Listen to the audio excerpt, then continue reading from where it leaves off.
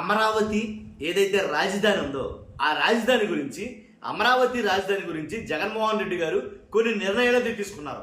సంచలన నిర్ణయాలు చెప్పాలి, దాంట్లో ఎలాంటి డౌట్ లేదు. ఆ నిర్ణయాన్ని తమ పార్టీ ముఖ్య నాయకుల ద్వారా చెప్పించడం అయితే జరిగింది.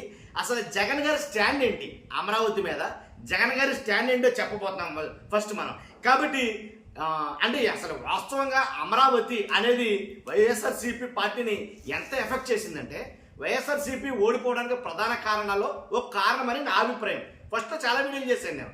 అసలు జగన్ గారు తీసుకున్న సంచలనమైన నిర్ణయాలు ఏంటి అమరావతి మీద, అమరావతి రాజధాని మీద జగన్ గారి స్టాండ్ ఏంటి అని క్లియర్ కట్గా మనం ఈ వీడియో చెప్పబోతున్నాం. కాబట్టి అది కూటమికి ఎలా ఎఫెక్ట్ కాబోతుంది, చంద్రబాబు నాయుడు గారికి కావచ్చు, పవన్ కళ్యాణ్ గారికి కావచ్చు, ఎంత ఎఫెక్ట్ చేయబోతుందో ఈ వీడియోలో చెప్తాం. ఫస్ట్ అయితే కనుక లైక్ చేయండి.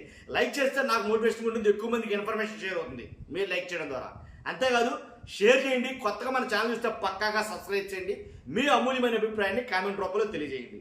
ఏంటంటే అమరావతి ఏదైతే అమరావతి పేరు మీద అసలు మనం మాల్ కాదు, వాస్తవంగా మాట్లాడాల్సి వస్తే ఇదే అమరావతి గురించి వైఎస్ఆర్సీపీ తీసుకున్న తన స్టాండ్ బట్టి కూటమి చాలా దుష్ప్రచారం అయితే చేసింది. నిజంగా అమరావతి వద్దని, అమరావతి రాజధానిగా ఉండటం కుదరదని ఏనాడు ఆయన నోటి నుంచి, జగన్ గారి నోటి నుంచి అట్లా. కాకపోతే 3 రాజధానులు ఉండాలన్నాడు ఆయన ఆంధ్రప్రదేశ్కి. 3 రాజధానులు ఉండాలన్న మాట ప్రజల్లో వేరేలా వెళ్ళింది. మరి ముఖ్యంగా అమరావతి ప్రాంతంలో వేరేలా దాన్ని దుష్ప్రచారం చేశారు. అమరావతిని మొత్తం ఇక అడిగంటిపోయినట్టే, అమరావతి మొత్తం నాశనం అయిపోయినట్టే.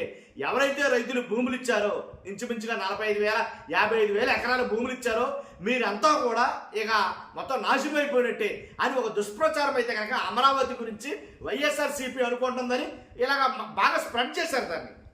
కాబట్టి అప్పట్లో ఏదైతే జగన్మోహన్ రెడ్డి గారు అసలు అమరావతిని నేను వద్దు అని అనలేదు అన్న మాట ఆయన చెప్పుకోలేకపోయాడు, దాన్ని రాంగ్గా పోర్ట్రేట్ చేశారు. 3 రాజధానులు అన్నాడు జగన్మోహన్ రెడ్డి గారు. ఏంటివి?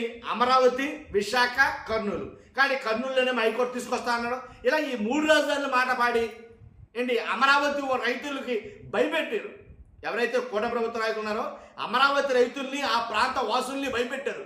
మీకు అభివృద్ధి ఆగిపోద్ది, జగన్మోహన్ రెడ్డి గారు అమరావతి వద్దంటున్నాడు, రాజధాని వద్దంటున్నాడు అని చెప్పి భయపెట్టారు. చాలా రకాలైన దుష్ప్రచారాలు చేశారు. ఇది వాస్తవం. ఇప్పుడు వైఎస్ఆర్సీపీ అమరావతి గురించి ఇప్పుడు ఏం చెప్పిందంటే, ఆనాడు వద్దని లేదు, ఈనాడు ఏం చెప్పిందంటే కనుక ఇప్పుడు ఏం మాట్లాడుతుంది వైసీపీ స్టాండ్ ఏంటంటే కనుక, ఏదైతే వే టు న్యూస్ అనే ఒకటి వార్తా ఛానల్ ఉందో వాళ్ళ కాన్క్లేవ్లో ముఖ్య నాయకుడు సజ్జల గారు అలాగే బొగ్గన గారు వీళ్ళిద్దరూ మాట్లాడారు అమరావతి గురించి. మా వైఎస్ఆర్సీపీ స్టాండ్ ఏంటనేది వాళ్ళు చెప్పడం జరిగింది. జగన్ ఏదైతే అనుకుంటున్నాడో అదే చెప్పడం జరిగింది. కాబట్టి అది చెప్పే ముందు ఇంకొన్ని విషయాలు మీతో మాట్లాడాలి. ఎందుకంటే ఇది చంద్రబాబు నాయుడు గారికి అమరావతి తిరిగి ఎంత దారుణంగా వ్యతిరేకత కాబోతుందో, అమరావతి చంద్రబాబు నాయుడు గారు ఓటమికి ఎలా కారణం కాబోతుందో చెప్తాను నేను. ఒకసారి నోట్ చేసుకోండి.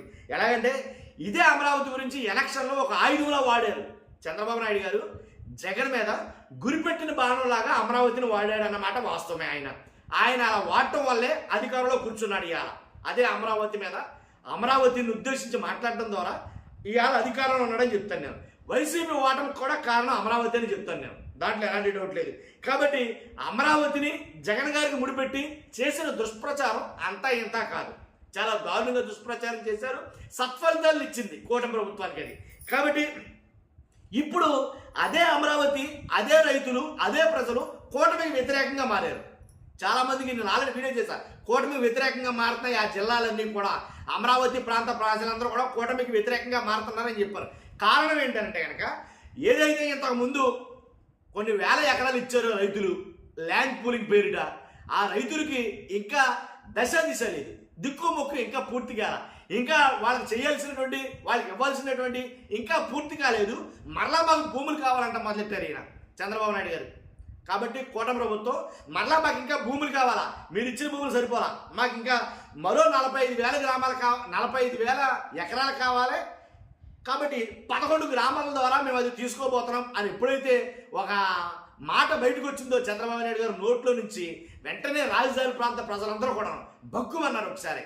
ఏంటయ్యా ఇది, ఇంకా ఎన్ని వేల ఎకరాలు కావాలి, మనం కడుతుంది రాజధానా లేకపోతే ఏదన్నా వేరే దేశాన్ని ఏమన్నా కడతాం మనం, కానీ ఇంకా ఎన్ని వేల ఎకరాలు కావాలి, ఆల్రెడీ పంట భూమిని, నికార్సైన పంట భూమిని అమరావతి పేరిట, రాజధాని పేరిట చాలా వేల ఎకరాలు అయితే కనుక రైతులు ఇచ్చారు.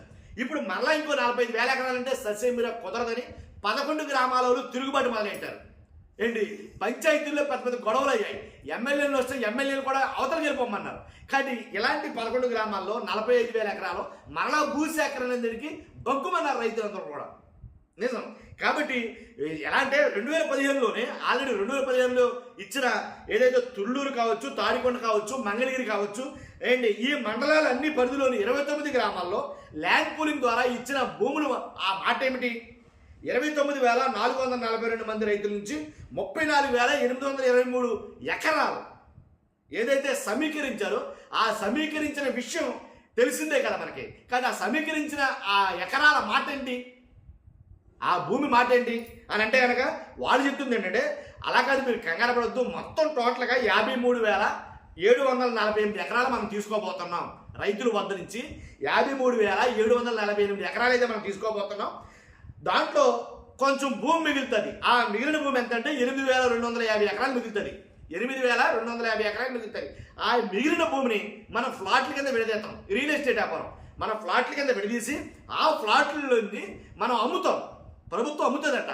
ఫ్లాట్లు చేసి రియల్ ఎస్టేట్ చేసి మిగిలిన 8,250 ఎకరాలను అమ్మి ఆ అమ్మగా వచ్చిన డబ్బుతోటి మనం అమరావతి నిర్మించుకుంటాం అని అన్నారు. దీన్నే సెల్ఫ్ ఫైనాన్స్ ప్రాజెక్ట్ అమరావతి అన్నాడు. ఎవడ భూమి ఎవడ రియల్ ఎస్టేట్ చేస్తాడో ఎవడ అమ్ముతాడు నాకు అర్థం కాలా ఏంటి. అదేంటిది, ఇదే రియల్ ఎస్టేట్ వ్యాపారం చేస్తుందా ప్రభుత్వం, లేకపోతే కనుక ప్రభుత్వమే ఏంటి వనరులు సమకూర్చుకుంటుందా? కాబట్టి ఈ రకంగా చాలా తిరుగుబాటు అయితే కనుక ప్రస్తుతానికి కూడా ఈ రోజు కూడా చాలా తిరుగుబాటు అయితే ఉంది. అమరావతి ప్రాంతంలో ఉండే కొన్ని జిల్లాల్లో చాలా తిరుగుబాటు ఉంది. కాబట్టి ఏదైతే ఇదే అమరావతిని సాకుగా చూపి అధికారంలోకి వచ్చారో, ఏదైతే ఇదే అమరావతిని సాకుగా చూపి జగన్మోహన్ రెడ్డి గారికి ఓటమి పాలు చేశారో, అదే అమరావతి తిరిగి మరలా వాళ్ళ మెడకు చుట్టుకోబోతుందేమో నా అభిప్రాయం. కాబట్టి నేను చెప్పిన ఈ కారణాలు ఏవైతే ఉన్నాయో, మరలా ల్యాండ్ పూలింగ్, మరలా భూసేకరణ, మరలా 40,000 ఎకరాలు, ఎంతకాలం ఇది కంటిన్యూ ప్రాసెస్గా జరుగుతూనే ఉంటుందా ఈ భూసేకరణ అనేది? అసలు ఫస్ట్ ఇట్లుగా అతిగతి లేదా రైతులు అనేది అదే. కాబట్టి మేము ఇవ్వం, కరాఖండిగా మొహమాట లేకుండా ఏదైతే గ్రామ సభలు నిర్వహించారో భూసేకరణ నిమిత్తం, కలెక్టర్లు వచ్చినదే మాట, ఎమ్మెల్యేలు వచ్చినదే మాట, మంత్రులు వచ్చినదే మాట, మేము ఇవ్వం అనేది అవసరమైతే మరో అంతకుముందు ఏదైతే అమరావతి రైతులు యాత్ర చేశారో అవసరమైతే మళ్ళీ యాత్ర చేయడానికి మేము సిద్ధం అని ప్రభుత్వానికి అల్టిమేటం జారీ చేశారు. కానీ ఆ దెబ్బతో కొంచెం వెనక్కి తగ్గినా తమ నిర్ణయాన్ని మాత్రం వెనక్కి తీసుకోవాలి చంద్రబాబు నాయుడు గారు. ఖచ్చితంగా భూసేకరణ చేస్తామనే పట్టుబట్టి కూర్చున్నారు తప్ప, రైతుల మాట వాళ్ళ మాట పక్కన పెట్టారు తప్ప ఆ భూసేకరణ అనేది జరుగుతుంది, దాంట్లో ఎలాంటి డౌట్ లేదు. కాబట్టి ఇప్పుడు అది వ్యతిరేకం కాబోతుంది.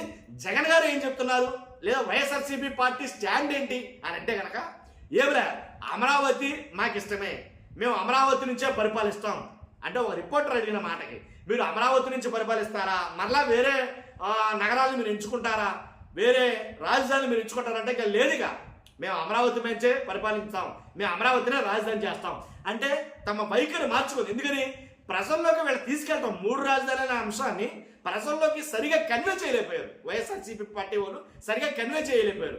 దాని ప్రభావంగా అది సరిగా వాళ్ళకి అర్థం కాక ప్రజల్లో కూడా 3 రాజధానులు అంటే పరిపాలన విభజించి పాలించడం, 3 ప్రాంతాలు ఒకేసారి అభివృద్ధి చెందుతాయనుకోవడం వాళ్ళ ఉద్దేశం. కానీ ఎప్పుడైతే అమరావతికి భూములు ఇచ్చేస్తారో చాలా మంది రైతులు వాళ్ళు ఏమనుకున్నారంటే మనం నాశనం చేసేస్తారో, ఇక్కడ అన్నా బీడు పడిపోతుంది, ఇక పచ్చని పంట పొలాలు కూడా బీడు వారిపోతాయి, ఎందుకంటే ప్రభుత్వం తీసుకోదా భూమిని అని వాళ్ళ అనుమానాల్లో వాళ్ళు రేకెత్తించి వాళ్ళు లేనిపోయిన దుష్ప్రభావం వాళ్ళ మీద చూపించి, కాబట్టి దాన్ని అలాగ చేయడం వల్ల 3 రాజధానులు అనే మాట పక్కన పెట్టేసరిగా ఫస్ట్ అయితే కనుక వైఎస్ఆర్సీపీ స్టాండ్ ఏంటంటే కనుక అమరావతి మా ఉద్దేశం, అమరావతి నుంచే మేము మా పరిపాలన కొనసాగిస్తాం అని చాలా క్లియర్ కట్గా సజ్జల గారు కావచ్చు, బొగ్గన గారు కావచ్చు, మేము అమరావతికి వ్యతిరేకం కాదు, అమరావతి నుంచే మా పరిపాలన జరుగుతుంది అనేది క్లియర్ కట్గా తెగేసి చెప్పేసినట్టు, దాంట్లో అనుమానమే లేదు.